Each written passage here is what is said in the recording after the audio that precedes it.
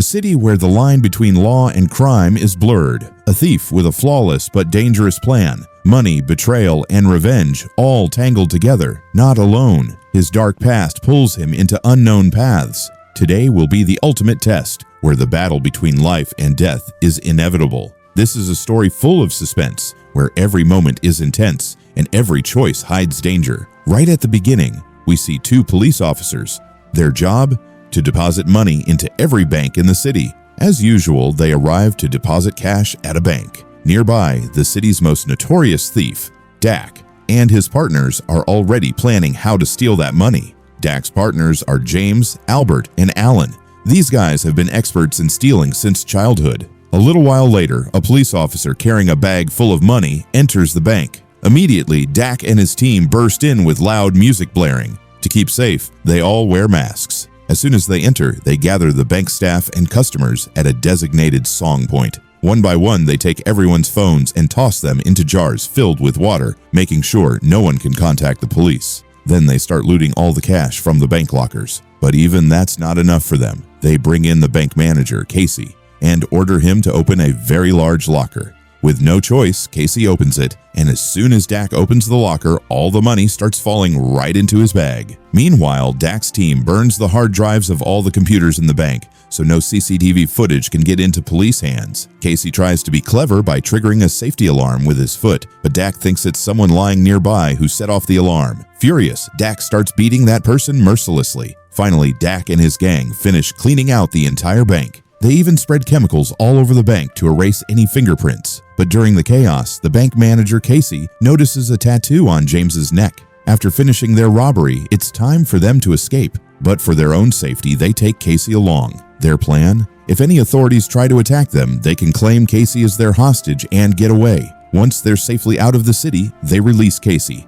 But that's when the real story begins. To investigate the bank robbery, a detective named Adam arrives in the city, which is called Charlestown. Detective Adam learns that crime like theft and murder is so common in Charlestown that the FBI team is furious with all the criminals there. Adam enters the bank to investigate, but surprisingly, he can't find any trace of the thieves. Later, news comes in that the thieves' getaway car was found near the city, but the thieves weren't foolish. They set the car on fire before leaving, so the police couldn't find any clues. None of the bank's customers could describe the thieves because everyone wore masks. The police start questioning Casey, the bank manager, about the robbers, but Casey doesn't share any information about the tattoo he saw on James's neck. He's scared. If he tells the police, the thieves might kill him. The scene shifts to Dak and his gang sitting in their safe house for a meeting. James says, "I got Casey's driver's license, and from this, I know Casey lives right next to our house." James warns, "If that girl tells the police about us, we'll be in serious trouble. It might be better to kill Casey, then we'll have no loose ends."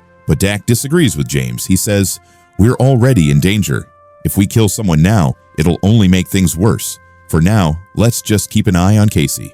If Casey ever says anything suspicious, we can take action against him," Dak says. After that, they start dividing the stolen money among themselves. They also give some cash to a few locals who helped Dak during the robbery. Even a local mafia boss named Feggy gets paid. Later, they head to a bar to gamble. There, Dak meets a woman named Krista, who happens to be James's sister. Once, Krista and Dak had a deep relationship, but over time, they drifted apart. Still, Krista shows up at Dak's room, and they end up in a physical relationship, showing that Krista still loves Dak deeply. The scene changes. Dak begins keeping an eye on Casey, following him until Casey arrives at a laundry shop. Dak tries hard to befriend him and even invites Casey to dinner. Eventually, Casey agrees. During dinner, Dak talks about himself. He says, "I work at a construction company. I'm on duty from morning till evening." Casey shares about himself too, saying, "I'm a bank manager. My bank was robbed recently." After hearing Casey's story, Dak realizes Casey doesn't recognize any of them.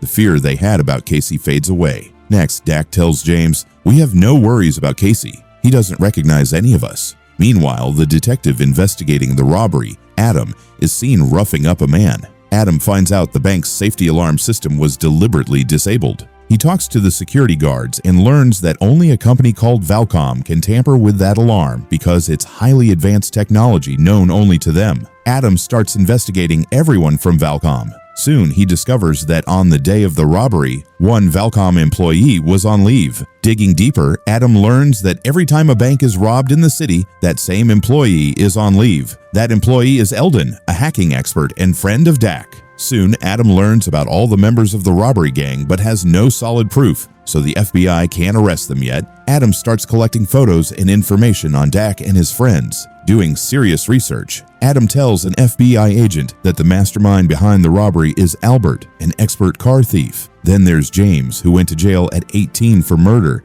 and Eldon, the hacking expert, and of course, Dak, the mastermind behind every theft and robbery in the city. The FBI begins watching them closely. In the next scene, Dak and Casey sit together at a restaurant. Casey tells Dak, "I saw a tattoo on one robber's neck during the bank robbery, but I didn't tell the police. I don't want to get into trouble."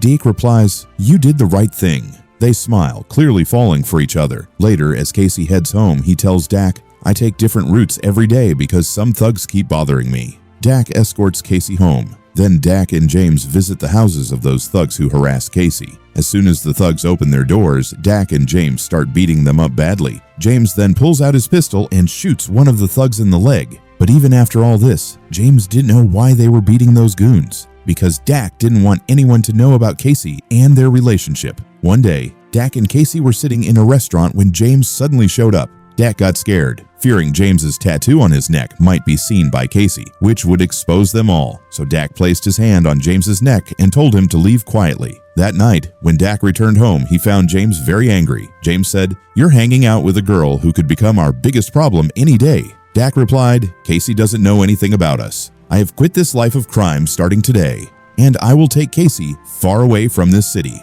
Friends, watching this scene, you might think how easily men fall for women's tricks, right? If you feel the same, don't forget to comment. And I must apologize to women. I'm not at fault here. Anyway, back to the story. Whenever Dak wants to go far away with his girlfriend, James comes back with another robbery offer, but Dak refuses, saying he will never get involved in theft again. James promises not to tell anyone about Casey, but insists Dak must do this one last job. Hearing this, Dak reluctantly agrees again. But this time, they are not robbing a bank. They plan to steal a money-laden armored vehicle. For preparation, they first visit a salon and collect some hair. Then they sanitize their hands thoroughly to avoid leaving fingerprints. They had already been watching everything closely at the location where the robbery would take place. When the money vehicle finally comes out, Dak holds a guard at gunpoint while James loads the money bags into their car. Suddenly, a guard approaches and takes Eldon hostage at gunpoint. Their plan starts to fall apart. Without thinking twice, James shoots and kills the guard. They get into the car with the money bags, but the police arrive immediately. James starts shooting at the police. Albert uses his expert driving skills, speeding through empty city streets like a rocket, dodging bullets and police vehicles. Soon, they reach a deserted spot where they change cars and set their old vehicle on fire. They continue their escape in the new car. Detective Adam hears about the robbery and closes the city's only bridge to prevent them from escaping. But Albert's driving skills are beyond limits. Before the bridge closes, Albert speeds out of the city. On the road, they scatter the hair they took from the salon, hoping police will find false DNA evidence. Just as they cross the city limits, a police officer spots them, but the police had no weapons, so they pretended not to see anything and left the scene. Now Adam was absolutely sure that this robbery was done by Dak and his friends because the pattern perfectly matched the earlier thefts. Following this lead, Adam arrested Dak and his friends. However, the police still had no concrete evidence. To gather proof, Adam tried various methods. First, the police gave Eldon a book to read, trying to identify the guard's voice in the bank through Eldon's voice. But Eldon cleverly distorted his voice while reading the book aloud. Meanwhile, Dak refused to answer any questions from the police, so they had no choice but to release them. Later, Dak met Casey again and told her he lost his mother in childhood and, despite searching, never found her. Even his father never tried to find her, which made Dak keep his distance from his father. The truth was, Dak's father was in jail, but Dak hid this fact from Casey by giving her false information. One day, Dak visited his father in jail and asked why he never tried to find Dak's mother. His father gave no answer and walked away. Friends, can you guess where Dak's mother is and why his father didn't try to find her? We will uncover this mystery in the next part of the story. Meanwhile, Casey quit her job, and Dak gave her a very expensive necklace as a gift, making her very happy. Dak then told her he was leaving the city and invited her to come with him. Casey agreed to his proposal. After that, Adam called Casey to the station to question her about the bank robbery case. There, he learned that Casey had quit her job 2 days ago. From then on, Adam started suspecting Casey because even after the robbers kidnapped her, they never harmed her. Plus, she had recently left her job.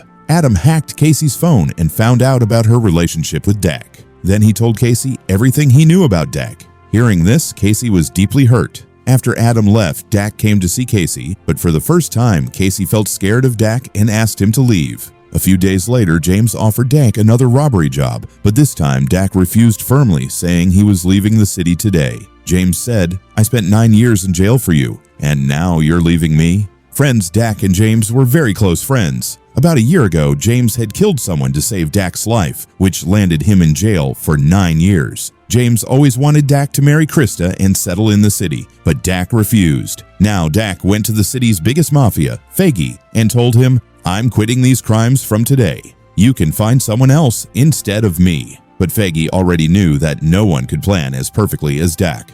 Faggy told Dak, 20 years ago, your father used to run my drug business, but one day, he, like you, planned to leave everything and run away with your mother. So I made your mother an expert drug addict. Because of excessive drug use, she eventually hanged herself. I know you love a girl very much. I know her well. And if you keep planning like this, your girlfriend's fate will be just like your mother's. After hearing Faggy's words, Dak burned with rage like a blazing fire. But since one of Faggy's partners was sitting nearby with a gun, Dak couldn't do anything that day. Later, Dak went back to Casey and told her the whole truth about his life, how he got involved in these illegal activities because of trouble, and that he had one last job to finish before he would definitely return to her. Yet again, Dak agreed to do a robbery with Faggy. Faggy explained that soon there would be a big game at the stadium and they could pull off a $3 million heist there. If successful, they would never need to steal again and could live comfortably for life. Meanwhile, FBI agent Adam hatched a plan. He visited a house and told Krista everything about Dak and Casey's relationship.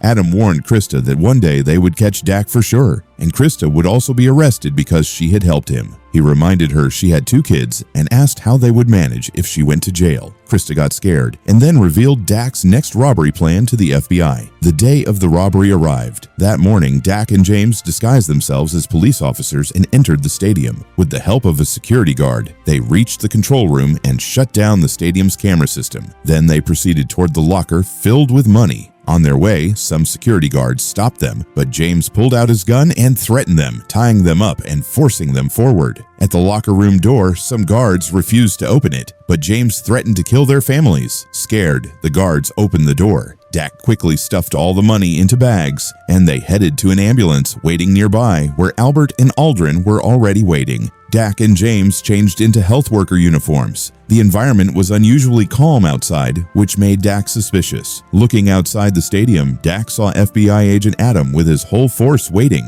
Dak signaled James to start shooting, and they fired back at the police. The police attacked from all sides, and realizing they were surrounded, Dak and James fired wildly. Suddenly, Albert got shot in the chest but survived because he was wearing a bulletproof vest. Moments later, another bullet hit Aldrin's head, killing him instantly. Albert said he would drive away in the ambulance and that the police would think all of them were inside, while Dak and James would escape by getting off dressed as police officers. Dak didn't want Albert to leave alone because, if caught, the police would kill him, but Albert didn't listen and drove off. The police shot him in the head, killing him. Taking advantage of the chaos, Dak and James escaped disguised as police officers. Soon, Adam realized their escape and came outside the stadium, spotting a policeman. Adam called him, but the policeman didn't respond. When Adam called him James, the policeman stood still and then started shooting at Adam. By then, James was too late. Many police officers opened fire on James. James got shot in the leg and hid behind a dustbin. With no escape, James decided to surrender, but as soon as he raised his hands and stepped outside, the police shot and killed him. Dak watched everything from a distance. Then he quietly stole a police car and drove straight to Faggy. Upon arrival, Dak killed Faggy's partner and took revenge by killing Faggy himself for his mother's death.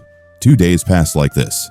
Dak started keeping an eye on Casey from afar. Police waited near Casey's house to catch Dak. Dak called Casey from a nearby house and told her he wanted to run away somewhere far with her. Casey told him to come to her house and pick her up, but signaled with her eyes that it was too dangerous for him to come there. Dak realized how much Casey truly loved him. Dak promised Casey he would come to take her away in an hour. Adam waited a long time but couldn't find any trace of Dak, realizing Dak had probably learned everything and had left. Afterward, Dak went to Casey's garden and buried something underground before leaving the city. A few days later, Casey went to her garden and found a bag buried in the soil filled with a lot of money and a letter from Dak. He had apologized and asked her to live a good life with the money. And with this bittersweet farewell scene, today's story comes to an end. Friends, how did you like this story? Please make sure to comment and let me know. We'll meet again with a new story, a new video. Thank you.